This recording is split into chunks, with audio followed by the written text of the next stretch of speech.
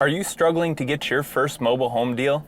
In this video, I will cover step-by-step how to lock down that first deal. And as always, if you're new to this channel, please hit the like button, the subscribe button, hit the bell, hit them all if you want to be notified next time I post a mobile home investing video. I've been a mobile home investor here in Phoenix, Arizona for 5 years. When I first started my business, I was working a full-time job. I was going out every single evening looking for deals. I was finding deals, but a month would go by, 2 months would go by. I was struggling to get consistent deal flow. When I figured out these 3 steps that I had to master in order to grow my mobile home business, my business took off. Step number one is mastering your marketing. Now, if you're new to mobile home investing, or maybe you're struggling to get consistent deal flow, I recommend 2 types of marketing to anyone who's just getting into this business: mobile home, bandit signs, and driving for dollars. And now these 2 things go together. What I recommend is starting with bandit signs. Obviously, everyone knows what a bandit sign is, but every time you go out driving for dollars, take 50 bandit signs. Now, when we're starting out, what I hear a lot of people say is, hey, I placed some bandit signs, I didn't get any calls back, I'm feeling a little bit discouraged. Well, my first question that I always ask somebody is, how many bandit signs did you place, and how often are you placing bandit signs? So when we're placing bandit signs, it's important to track your KPIs. KPIs are your key performance indicators. So if we're going out placing 50 bandit signs, we want to know exactly how many calls we're getting per those 50 signs. So if we go every Friday, we place 50 signs, we're getting 3 calls. We need to know that information, and here's why. If you're getting 3 calls, the next week you'll get another 3 calls. How many calls does it take to get that deal? And once we figure out how many calls we need to have coming in order to get one deal, then we know how many bandit signs we have to place. So, if it takes 10 calls to get one deal, what's stopping us from getting out there and placing, whatever, 500 bandit signs, whatever it be? So that's tip number 1. Tip number 2 is driving for dollars. When I first started, I got my first deal from driving from dollars. And essentially what you're going to do is you're going to go into Google Maps, you're going to create a route.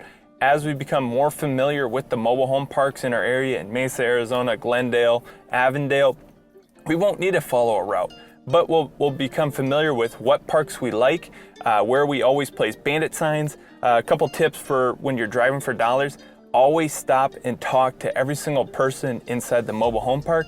The people inside the parks typically know all the gossip. They know who's behind on lot rent, who hasn't paid, who has paid, who's maybe facing eviction, who's thinking about selling. Always stop and talk to the people. Another quick tip: always look for signs that someone is in the process of moving. Like I said in the last video, I got my first deal because I saw someone loading up a U-Haul. Step 2 is actually buying the deal. So congrats on locating the deal. That's obviously the toughest part of this business. Once you find the deal, there's a couple steps that I want to make sure you follow to protect yourself, protect your interest in the deal. So step 1 would be, you have to verify that the seller is actually the legal owner. And it might sound stupid, but there have been countless times where I've ran into someone trying to sell a mobile home that, 1, they're not the legal owner, 2, they don't have a title, crazy situations. So step 1 is actually verifying that the person is the legal owner. You can do this by reaching out to the DMV.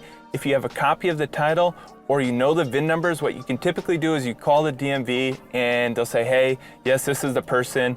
You can verify that there's no duplicate titles. Yes, you can print duplicate titles. The original title is no longer the title that binds the seller to it.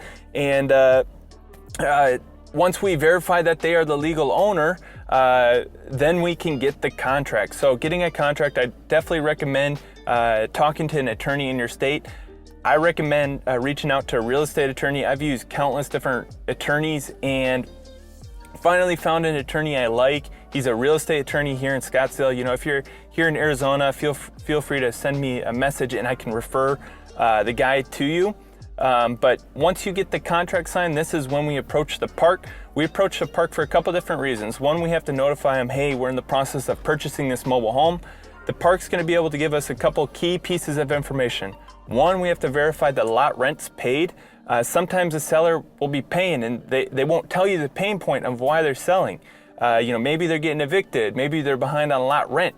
They're not telling us the full truth. So we got to reach out to the park. We got to say, hey, we're in the process of purchasing this. We would like to sign a storage agreement. Storage agreement is, since your mobile home is located on the park's property, we will continue to pay lot rent until the home is sold.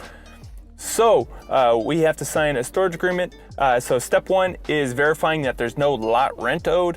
Once we verify that there's no lot rent owed, then the next step is we want to verify if we have to do any exterior repairs.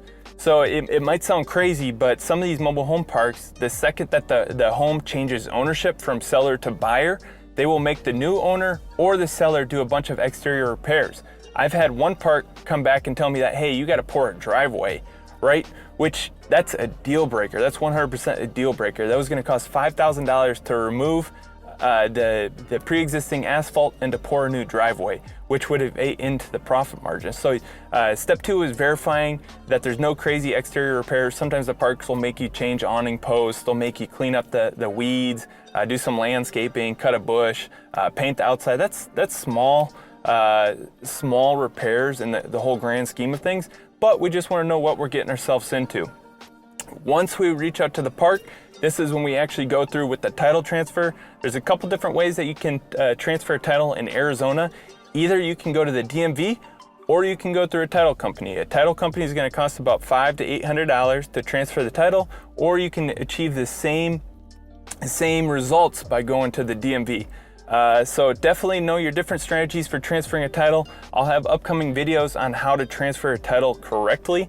But that's step number two. And as always, if you're enjoying this video, please leave a comment below on what's the biggest obstacle preventing you from going out and taking action today. Step number three, this is the fun part. This is actually selling the mobile home. So at this point, we might have a week invested, you might have 2 months invested in this deal.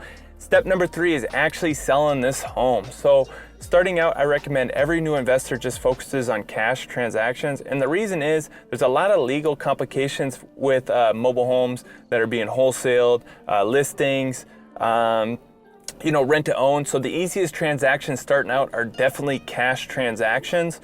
To find cash buyers, there's a couple different ways. Either you can place a sign in a window or a sign out front of your mobile home. There's a lot of people constantly driving through mobile home parks looking for mobile homes. You can hand a brochure to the park manager and just say, here, this is what I want. This is what my mobile home looks like. Maybe you can give her a kickback if she refers a good lead. Or you can post it online.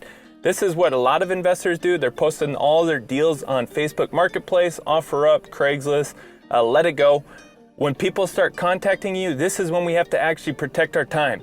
So most mobile home parks, when a person's gonna live within the community, we have to pre-screen just to make sure that we're sending candidates that are definitely gonna get park approved. I'd like to look for people that have credit scores about 550 to 600 or above. Most people, if you ask them, they know what their credit score is or ballpark. Proof of income over $3,000, no evictions, no felonies. Those two are very important. They're typically automatic no's during the park approval process. Once we have someone that's interested in buying the home, we think that they're gonna get park approved, we send them to the park to actually do the approval process. This typically takes about 24 to 48 hours for the park to screen our buyers. Once they are approved, that's when we get paid. We can go to, there's a couple different ways to transfer a title. Either we can go to the DMV, which they have DMVs all around Phoenix, or you can have a third-party title company handle the transaction. Typically, the title companies are gonna cost about $500 to $800. It's a lot easier to go to the DMV, but being a licensed dealer, I have to give the buyer the opportunity to go through a title company.